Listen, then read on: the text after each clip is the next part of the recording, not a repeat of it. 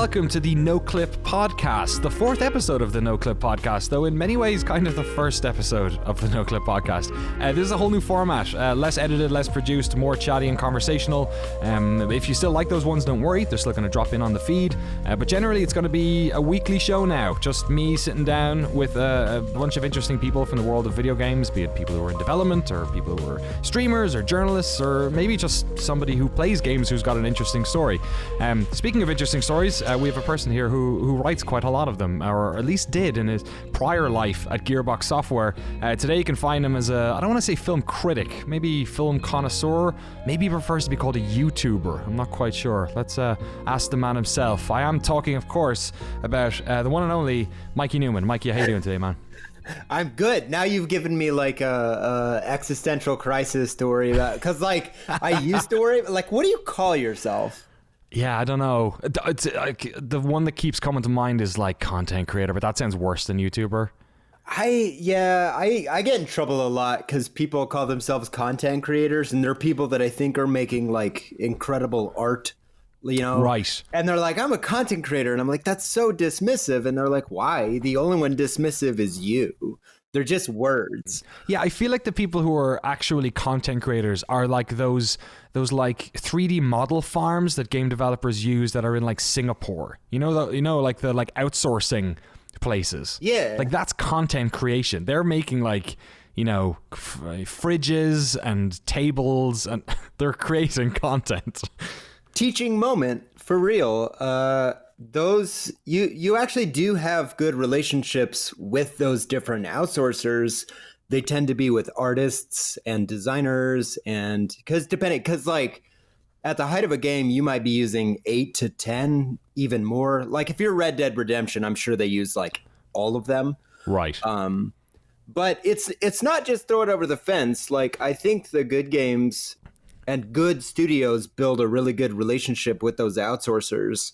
So it's never just throw it over the fence.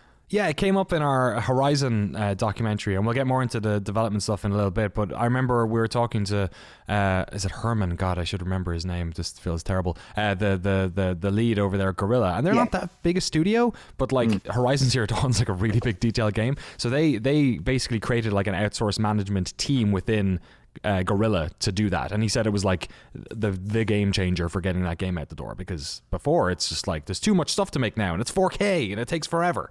And you call it content because it does describe all of it, because like content can be sound effects, it can be how you're using those sound effects in the audio engine, in the universe. Like there's so much content that I think in the game sense that word actually does work really well.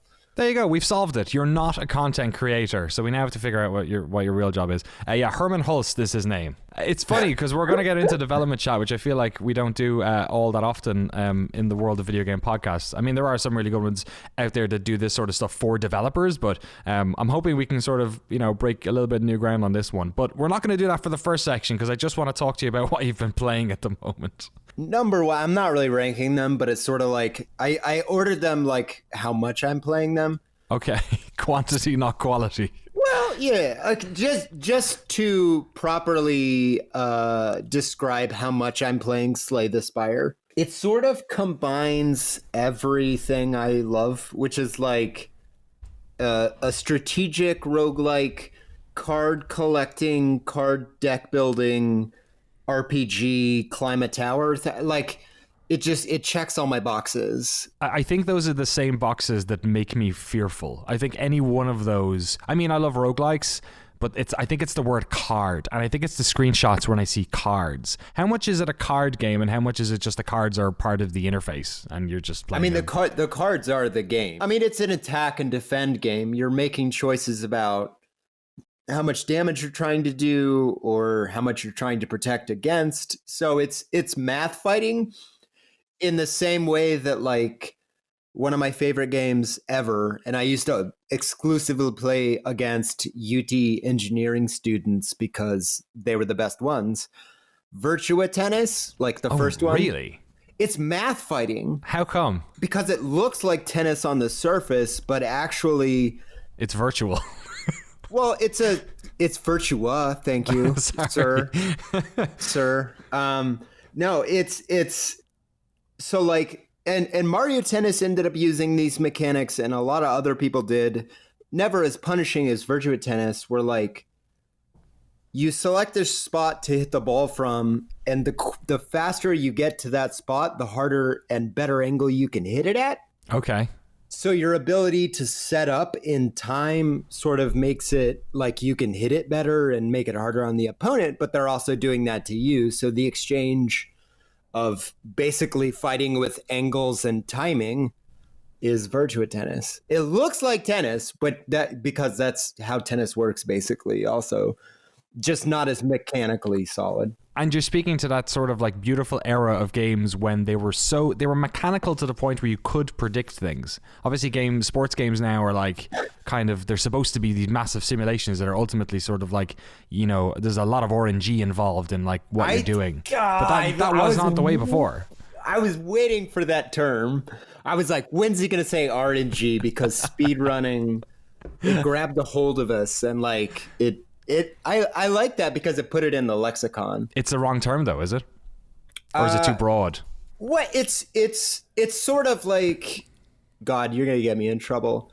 One of my old pet peeves was, and I try never to bring this up anymore, but like if you watch speedrunning or esports, really, people say hitboxes in place of the term collision. Right. And it drives me bananas because like hitboxes were what we used in Counter-Strike and Half-Life, because like you had rudimentary boxes sort of overlaid over the model, and that was collision. Collision's not that simple anymore. I mean, actually, this is like really what I wanted to get into later as well, which is the sort of the disparate ways in which we do communicate about this sort of stuff. Do you think in using the word like hitbox, it's reducing it, like it's not talking about it in the way it should be, or does it just irk you because it's the wrong term? I think it irks me because I'm a pedantic moron. I think what isn't annoying about it is that the term hitboxes, quote unquote, sort of grew up to mean collision, which is sort of synonymous. They're just not generally boxes. Like collision tends to be people shaped in people shooting games. What other games are you playing? The one that's your fault, and I'm about to get back to Zen. I'm playing Half-Life 1 again. Oh wow, okay, and you worked on direct result of watching your incredible documentary. Thank you. You're too kind. Sorry, we did actually meet. We did have lunch after I interviewed Randy Pitchford for that documentary. Yeah, I met you at Gearbox. It was a fun day. We went and got barbecue. It was delicious. But we ended up talking a bunch about Counter-Strike and Half-Life stuff because, of course, you worked at Gearbox during a lot of that time. All of that time? How long? When did you start at Gearbox? Actually, specifically 2001. Okay. This is actually, I don't know. You know how you can't find a word? Because I almost said, this is awesome. And then I was about to say, no, I was like, it was awesome. 9/11 happened like 2 months into, and I'm like, that's not awesome at all. Awesome in magnitude, not in quality. Good save. Thanks. But we're working on Counter-Strike Condition Zero, a game at the time you could play as the terrorists. Oh, yes. And we're like, that's not great. Hey, everybody, is that great? Oh, no, that's not great. Okay. And then I remember like it became counter-terrorists only. And the game actually got better because we did a game that will never see the light of day now. But yeah, so how much of the Gearbox stuff was actually in the one that came out? Because it got past, I think Gearbox was the second team to work on it, and it ended up going through Turtle Rock and then Ritual, and it changed. It was like Valve's weird version where they wanted it to be a single player game. Well, it was Rogue first, right? Yes. Was it Rogue? Yes, I think it was Rogue. Yeah, the Alice developers, I believe. And by the way, I could be totally wrong. I'm just going off the top of my head here, memory-wise. It went Rogue, Gearbox, Ritual. Is still in Dallas, actually. They just drove across the street. And then, Dallas isn't really that small. I'm kidding. And then it was Turtle Rock, which Valve ended up having a really interesting relationship with. Right, because Left 4 Dead. But when you played the release version, was there any of the Gearbox DNA in there? I don't know how much I'm permitted to say. Right. That's fair enough. I mean, it's been a while. I don't know. I don't think so. Off the top of my head, I would imagine no. But again, I haven't looked at it or anything in a long time. I think everybody that worked on that, which is really interesting, and something I can say is I think everyone did really cool work with what they were given and what they were trying to do. Like Ritual made some really cool art that Turtle Rock ended up using in their version. Like, and Rogue had some cool stuff that we saw. Like, to me, it was a lot of cool stuff and not necessarily knowing what to do with that brand at that moment. Yeah, a bit of an impossible task, like trying to make a single player portion of this like beloved multiplayer mode. It's almost like you're trying to paddle, the wrong way up the stream. I can only speak for hours, and all I can say is that it was really fun, and stuff we added did make it through, like the Galil and the FAMAS. That was us that added that to Counter-Strike, and that ended up mirroring all the way back into 1.6. Like, it's really interesting how that all kind of bounced around. Crazy, yeah. People still playing 1.6 today, and people still playing Half-Life today. So what was it like going back and playing Half-Life, considering your sort of history with the franchise? When was the last time you played it? Right when Half-Life 2 came out. Okay, 2004. Yeah, it's been a bit. What are the parts that sort of shine out? Or any specific like levels or moments of it that you really like? I think what I was doing was sort of, because like to me, what I really wanted to see again was that feeling of being Gordon. Half-Life 1 does something so brilliant I've never seen any game replicated, including Half-Life 2, which is you're just a dude who is late for work. And everyone is like, oh, Gordon, oh. And like, you feel like a piece of garbage. Like you're an MIT graduate and they're treating you like nobody. And I just love that because it weighs into all of the gameplay through the whole game. Like that guy hiding in the trash can that we all threw a grenade into. Yeah. But you know what I mean? Like I love that sort of moral gray area that they played with, because like undoubtedly the hero, but they don't really treat you like one. Yeah, it's not like a sort of traditional I don't know, hero, there's the mountain, go climb it kind of hero's journey type thing. Yeah. It's a bit more of the everyman. And you get to Half-Life 2 and every person you meet is like, Gordon Freeman, the Messiah of Black Mesa. Oh, Gordon, I've heard every story about it. Yeah, everyone reacts huge to you, and it made me feel like less of a hero in a way, like thinking back to all those thoughts. Does it make you feel like a bit of a fraud almost? Because it's like he kind of looked his way through, like it wasn't exactly a, charitable mission he was on. He would kind of just have to survive in the first game.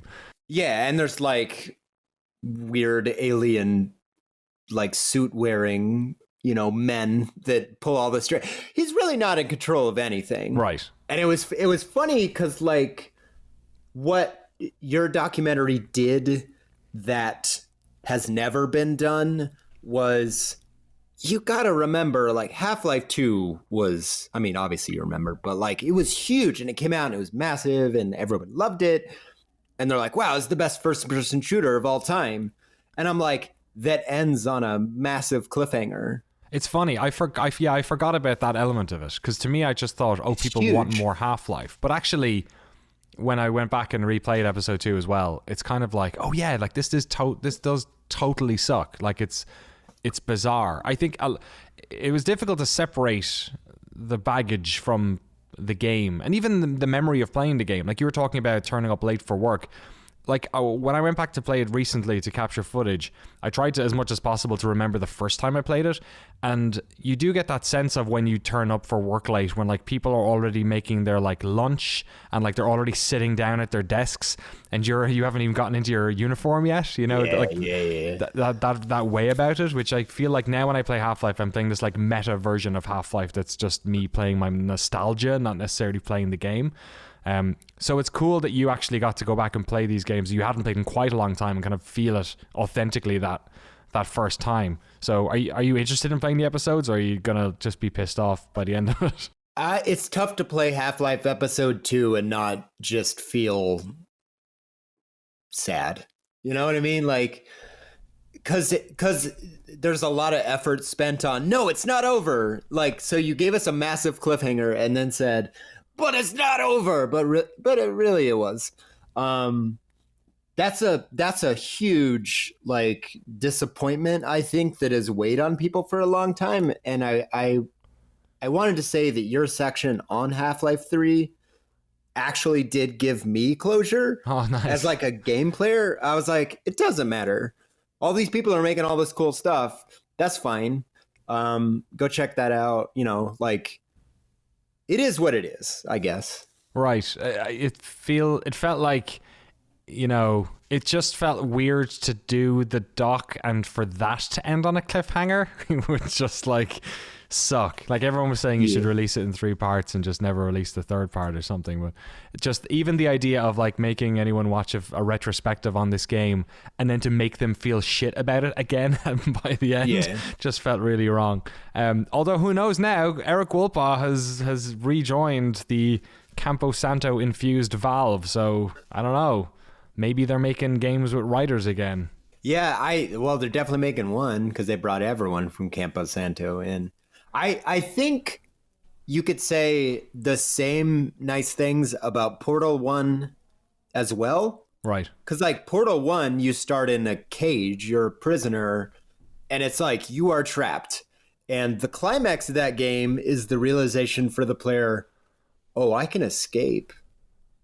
And that twist was like my favorite thing ever. Because like that moment where you're going up that ramp, you know, with the stair car on it, that moment I was like, oh, sorry, GLaDOS. So it's similar to Half-Life 1 and 2 then, where in a way they just kind of have to, the every man, every woman aspect is completely lost.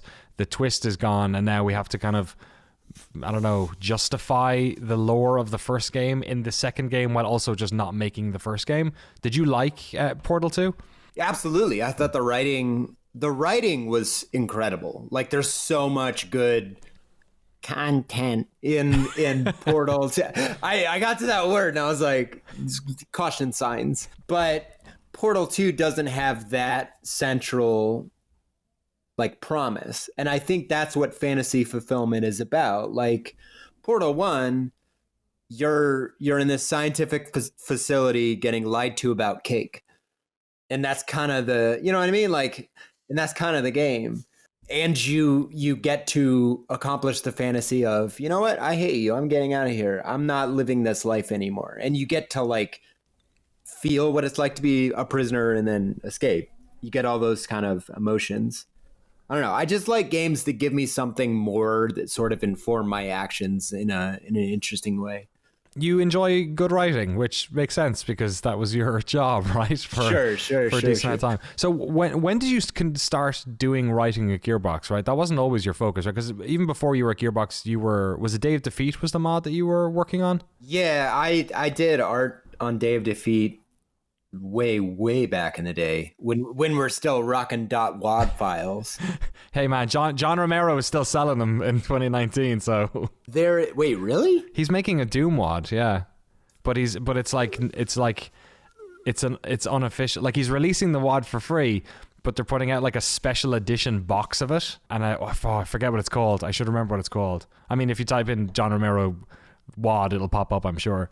I don't feel like that's what I want to type on Google. Okay, yeah, maybe have safe search on when you do that. That's cool though. I love John. That's super smart, super neat. Back on .wad files, if you go into the Day of Defeat boxed copy, right, there is in fact a WAD file called Mikezilla loves ketchup .wad. Because I used to rock Mikezilla back in the day. That was your handle. Yeah, I figured out I could just shorten it to my name, right. Which made it a little easier. That's great. Does that mean that Valve had to pay you for the WAD Mikezilla loves ketchup? Yes. That's fantastic. Congratulations. What was the first game that you were writing then? Was it one Brothers of in Arms was the first credited, right? Because I was pushing some stuff even before that. But I was a texture artist that like painted skyboxes. And I'm over here being like, I can write. And they're like, okay, kid, we got it. Because you also have to understand that I started at Gearbox when I was 19. Oh, my goodness. Yeah, I was a baby. So what did writing look like on a project like that? If you're just like getting involved, I mean, if you're a guy that like fancies himself a screenwriter, not naming any names, me, like I did, because we were trying to define what video game writing even was back then. Like Brothers in Arms 1, I was working with this programmer. He's still at Gearbox. His name's Neil Johnson. He's one of my favorite people. He coded the battle dialogue system, which is all the barks and shouts and like reloading. No one had like done that. All the games kind of came out at the same time because we all kind of solved that problem at the same time. But I remember like thinking it was genius to like figure out the exact number of variations you would need. Because also like when somebody said reloading in a game back then, they said it one way.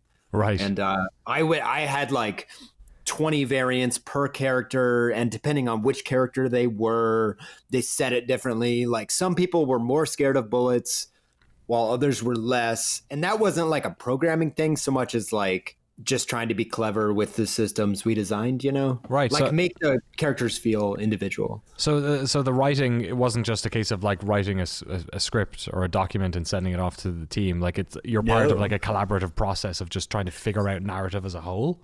Yeah. And you like part of being a game writer is finding value in the bad thing. And by that, I mean the thing you wouldn't want, because you're not like the writer is not the person that just decides everything. You have to write a game based on what you have.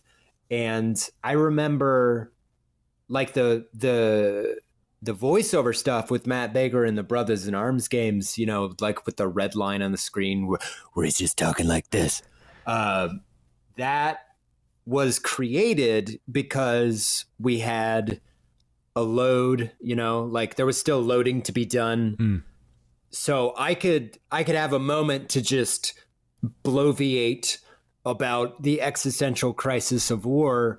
I remember, and I'm going to paraphrase the lesson I learned, not necessarily the words said, but Randy Pitchford, when we're going through Hell's Highway, and I remember, because that game was really important to me, but I was like, I'm going to make everyone feel terrible. And you're going to be like, war is bad. And like, everybody already knows that, man.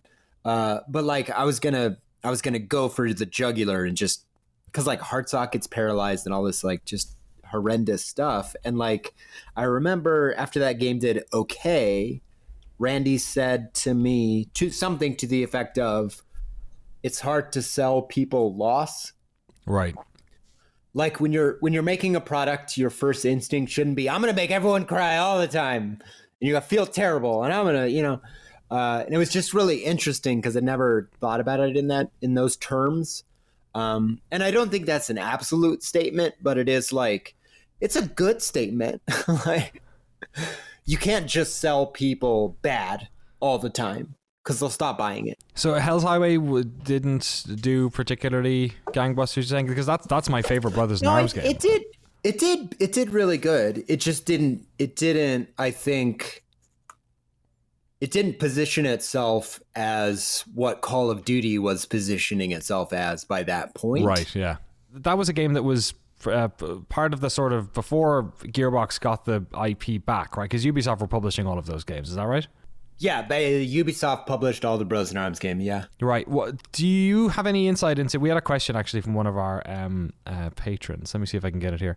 This one from Raymond Harris. He said, whatever happened to that new Band of Brothers games that Sorry, I'm going to repeat this question because I'm sure he meant Brothers in Arms. Oh, yeah.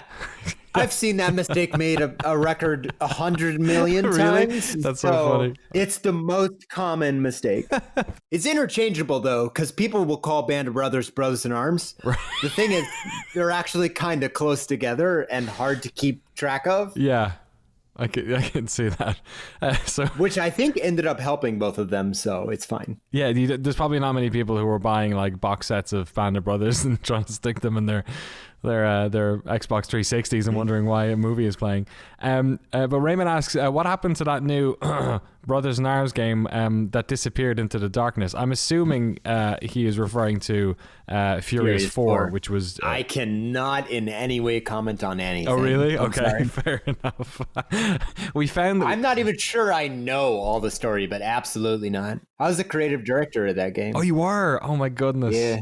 Okay, Yeah. okay, I can tell why you probably can't talk about it then. What? Let me ask you a different question now. What is your most proud moment of working at Gearbox? Because we haven't even talked about all the work you did on Borderlands, which was a lot of writing. Well, we're gonna segue in very naturally here. When Borderlands 1 came out, I still had this dream in my head that like mattering, like Brothers in Arms was still the thing that mattered, and Borderlands was like, ha, goofy fun. Right. And I was making that distinction in my head, like Brothers in Arms matters, Borderlands is just fun, which is a bad distinction to make, and I don't think fair. For whatever reason, whatever arbitrary guideline led me to this, I always had this dream that like I would have made it when someone tattooed a line I wrote onto their body. And in my head, that, and I can only imagine that other writers have done this as well, but in my head, that only applied to Brothers in Arms. I was like, you're writing such beautiful soliloquies, and, you know, like thinking that mattered. And I remember the first line anyone ever tattooed on their body. Do you remember Zombie Island of Dr. Ned? First DLC for Borderlands 1. And it's right at the beginning.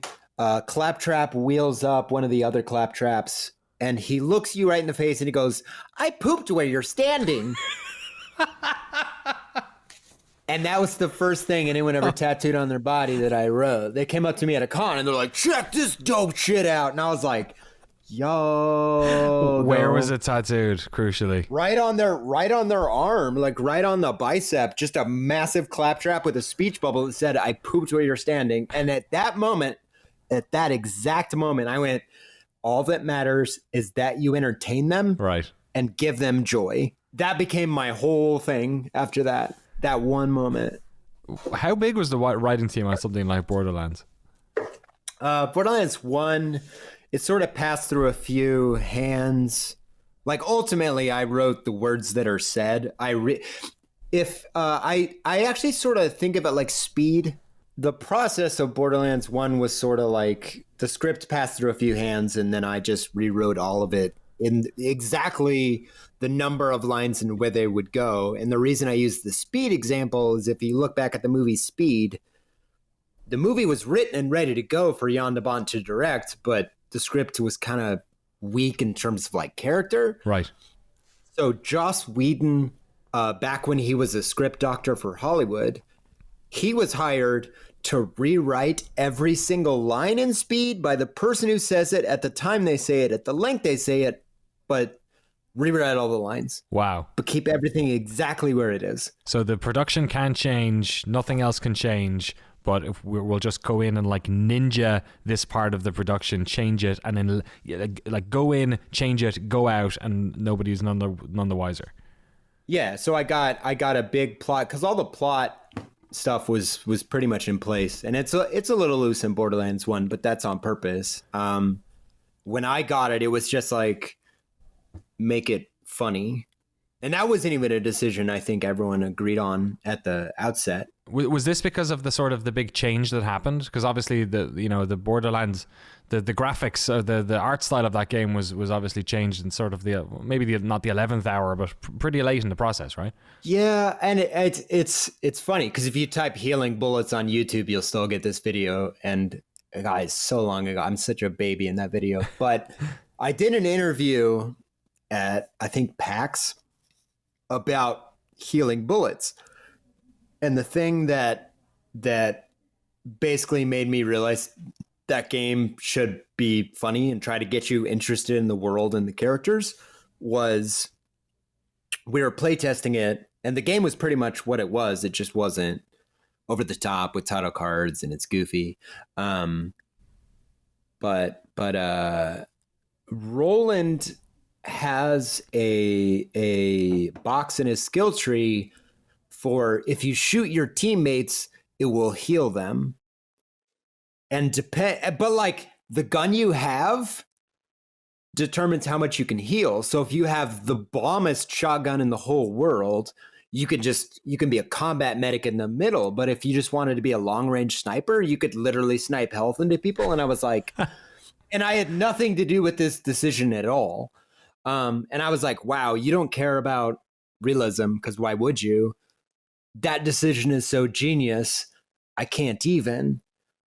And that was the moment on Borderlands where I was like, oh, this is funny. Right. This is a game that does not care about the existing restrictions of realism and just make it make sense to that world, you know?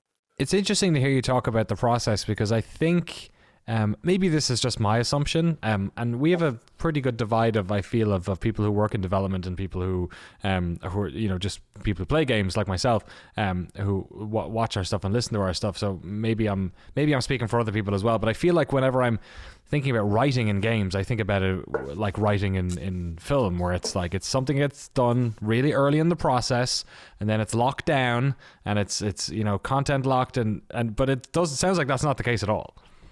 I don't think that's the case in Hollywood either, because like I think there's a desire to make it appear like that's the case. But I mean, you see screenwriters on movie sets a lot rewriting a scene while they're shooting the scene. Right. That's insanely common. So I think writing is just more complex than people think it is in general. Do you miss it? Has it been 2 years since you? Yeah, it's coming up on 2 years in because I think it's hard to remember, because like I was out of the hospital for multiple months, and then I finally like one Sunday just kind of resigned because it was time. Right. For people who don't know, were you diagnosed with MS around that time, or had you been suffering with it for a longer time and it was getting worse? Or no, it was just an incident. Right. That's a whole other. That will be a podcast all its own. Right. Yeah. Yeah. And you should go check out. Is all that stuff on the Film Joy YouTube channel, or is that a different YouTube channel? Like all your diary stuff. There's a short film called Get Off the Floor on Film Joy that fills you in on all the stuff that happened last year, which wasn't technically MS that caused the original thing, but then it is exact. Like when you have My Body, all of that stuff just mixes all the time, and then you find what fixes it, not necessarily the key to solving all of it, but just enough to get better for a second, and you just accept that and move on. Right. I mean, obviously, you're working for yourself now. You're working on your own project. I can empathize with you a lot on the struggles of kind of that thing, because we've kind of got very similar styles of projects, I feel like, mostly. But what are the things you miss most about game development? Like, is it working with other people? Yeah, absolutely. I don't even need to listen to the other options. Yes.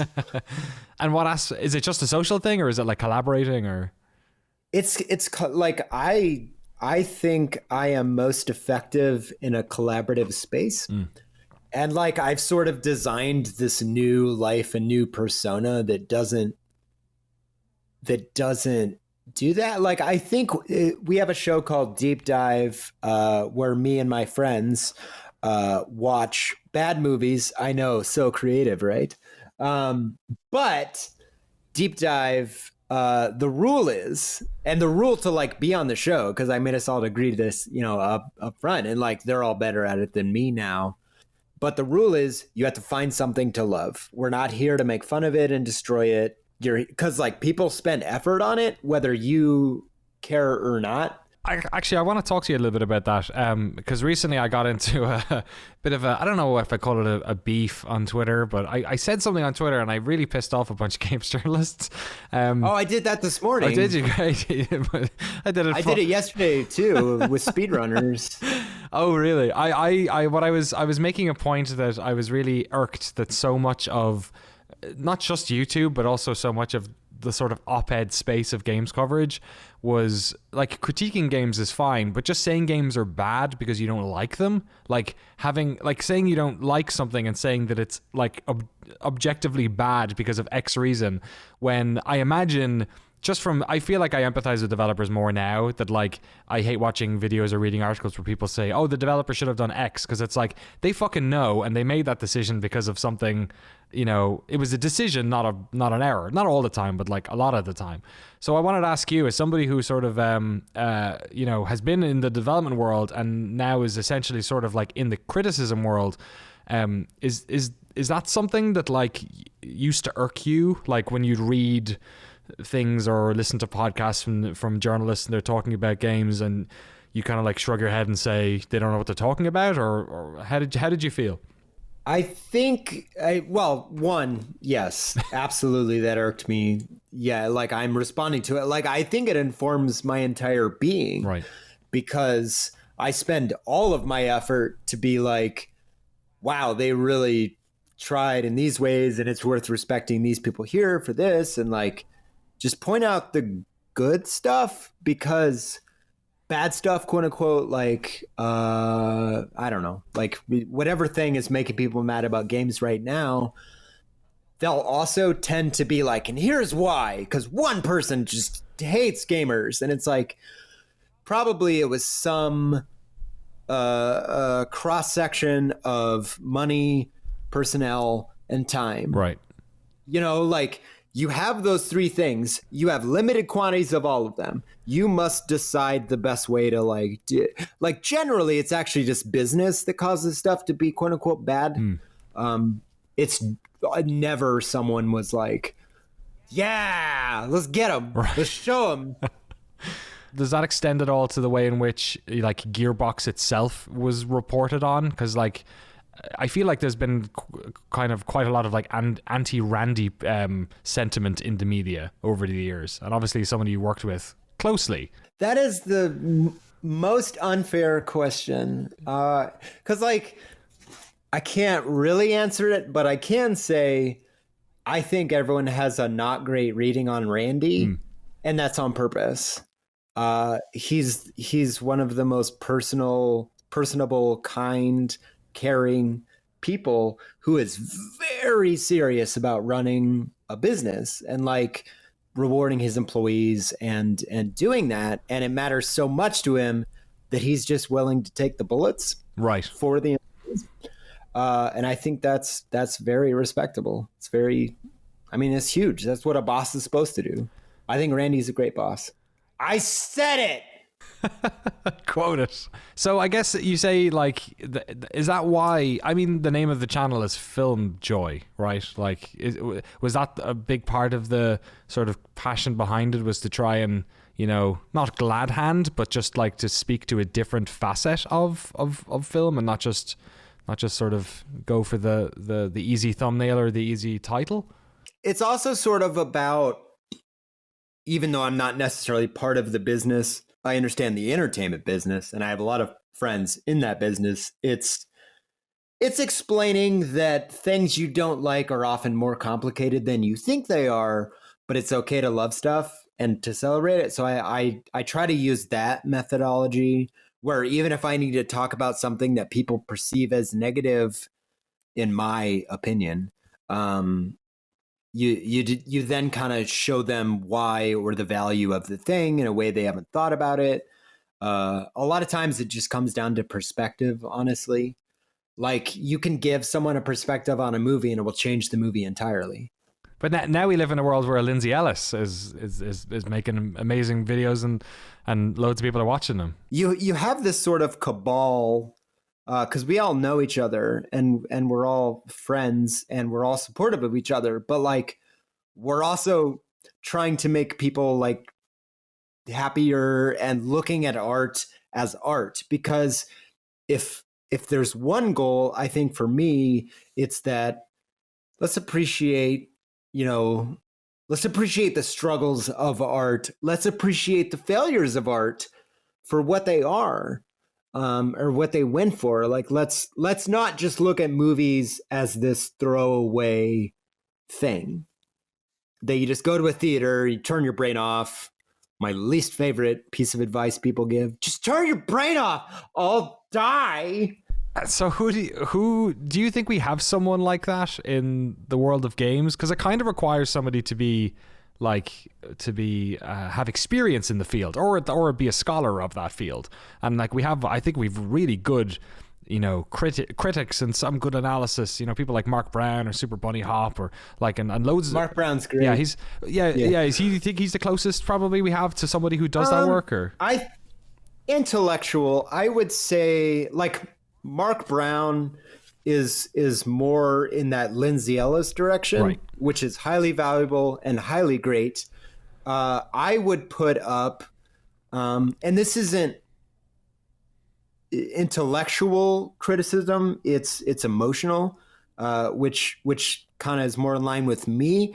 I would say that the video game creator on YouTube that speaks to sort of my direction is Nakey Jakey. Oh yes, you ever heard of him? Yes, he did. He's a really good Red Dead Redemption video I watched recently. Yeah, but it's like mature and it makes good points, but it's also from a place of I love everything and I want to keep loving it, but like, hey, here's some thoughts. Here's some, I don't know. I really love his content. All right, let's jump into some Patron questions. These are questions from the folks who support us on Noclip, patreon.com/Noclip. Also, if you subscribe at the $5 tier, you get this podcast early, would you imagine? You also get to ask a bunch of questions. This first one comes from Tony Boots Zaninga, which may or may not be that individual's legal name. What is your favorite movie licensed game? Anyone's pop out in particular? I'm a big fan of a Die Hard trilogy on the PlayStation 1. That's funny. Does the West...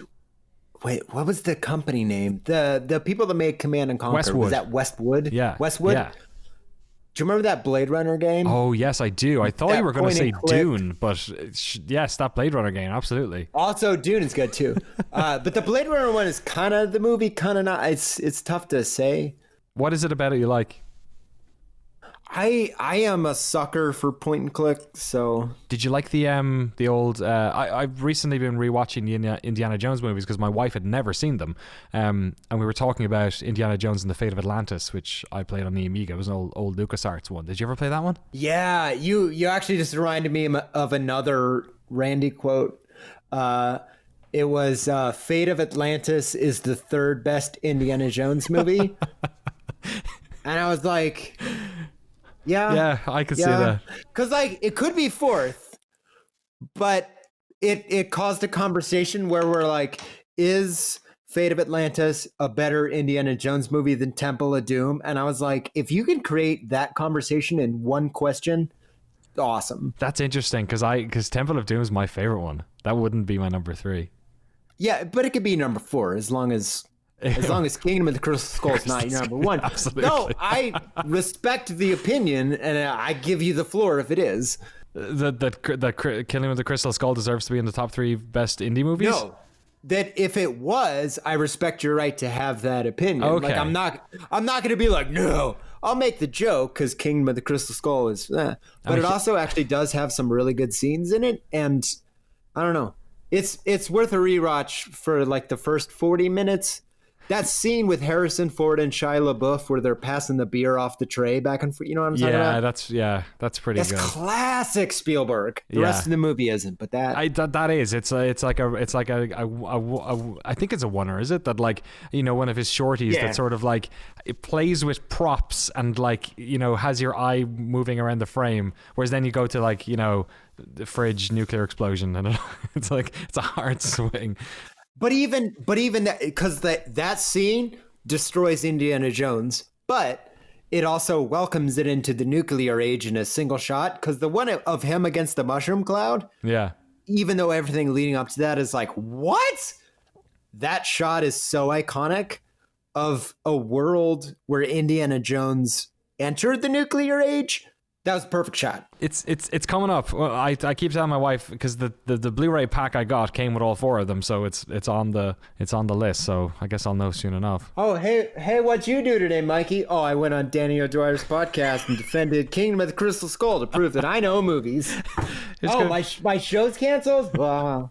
Okay.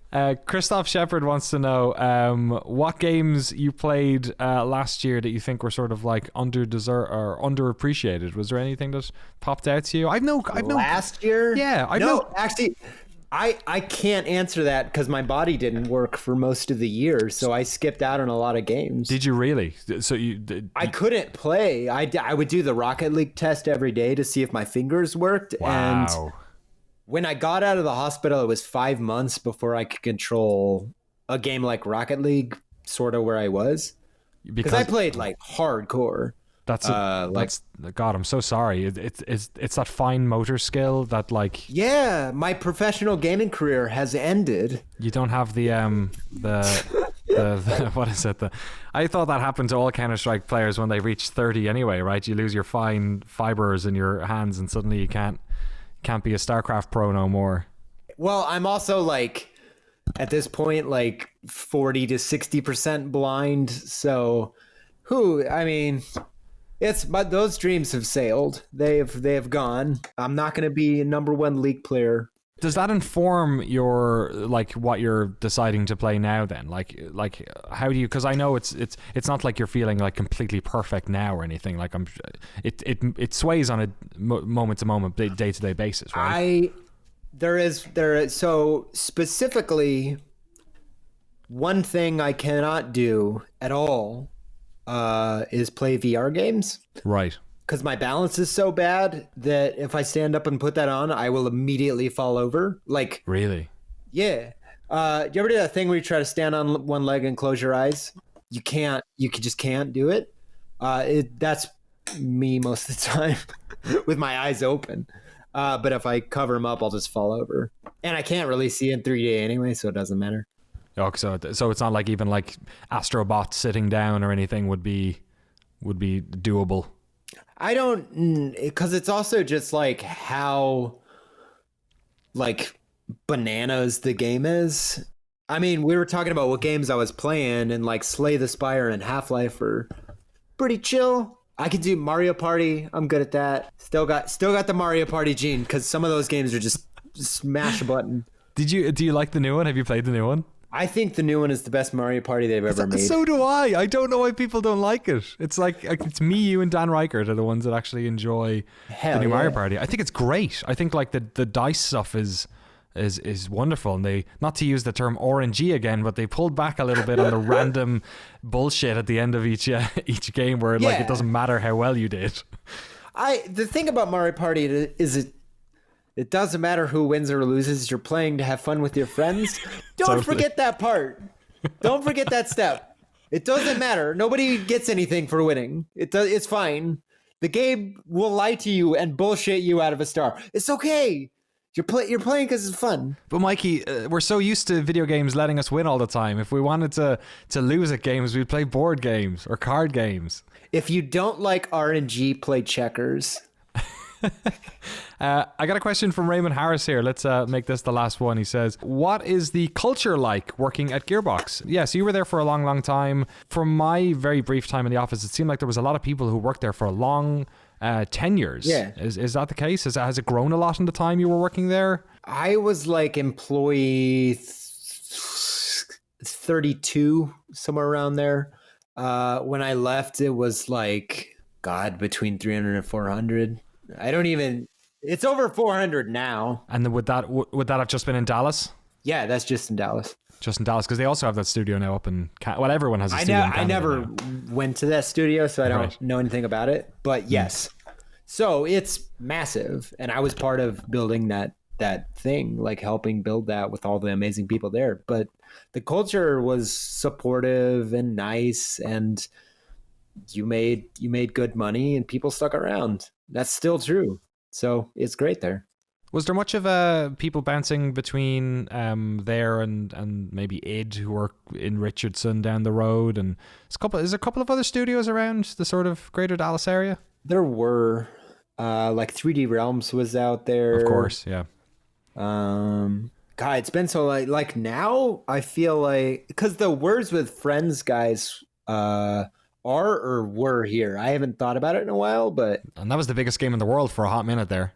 yeah, and then they got bought by somebody. I don't even remember. It's so complicated, but I remember they were out there. But other than that, it's id and Gearbox pretty much. And id actually, when they built their new building, it was right down the street from Gearbox. So the employees that knew each other, we'd eat lunch all the time together and like catch up, and especially after Doom came out, like the reboot. Right. And we're like, this is the greatest shooter ever. It's just fans. Like the reality is a lot of game makers are just fans of each other. It's okay that they're friends. Like, it's also cool that like there's so much history between those two studios and the Apogee 3D Realms, and so much of that studio also being at Gearbox. I remember one of our first interactions that I remember. I'm sure there were ones before it, when we did Tony Hawk Pro Skater 3 for PC. We added the Doom guy from Quake 3, I think. Right. And it's on PC. If you type the cheat code, it's either IDDQD or IDKFA. But if you do that in Tony Hawk, it gives you the Doom guy. And we did that with id. They gave us the actual Quake 3 Doom guy model. I think, again, not sure, it's been a while, but that's awesome, especially from somebody who runs a company called Noclip. I remember walking into the studio the first time and then being like, oh yeah, we really like the name. And I was like, that's good to know, because I was worried Bethesda were going to sue me. I never actually thought about it in context now. You typed IDKFA was weapons, IDDQD I think was keys. Yeah, specifically Noclip was Noclip, right? Yeah, Noclip was turn off collision, clipping. One of those sounds like a cheat code, and one of those sounds like a programmer. You know what I mean? Like half of those probably were cheat codes, and half were actually just like test things. Which is really interesting. It's different to like Impulse 9 or Impulse 101. We used to do right. Oh God, Impulse 101. You're taking me back, Danny. Wow. Mikey Neumann, thanks so much for coming on. Before we let you go, can you tell us what you're working on? What's going on over on it's patreon.com/movies with Mikey. It's youtube.com/filmjoy. That's right. Yeah, youtube.com/filmjoy. You can go check out our stuff. I have a big cork board across the room. I just did my schedule for 2019 of Movies and Mikey episodes. There's some real good stuff on there. I should hit my 100th episode this year. Congratulations. And congratulations on over 200,000 subs on the channel, and on finishing your monster 3-part Harry Potter series, which myself and my wife have been enjoying. We still haven't watched the last section of it. Does it feel good to get those out, just to have them like done when they've been in your brain that long? It felt amazing up until the Pottermore Twitter account tweeted that stuff about students shitting in the hallway and just like erasing it with magic. And I was like, cool.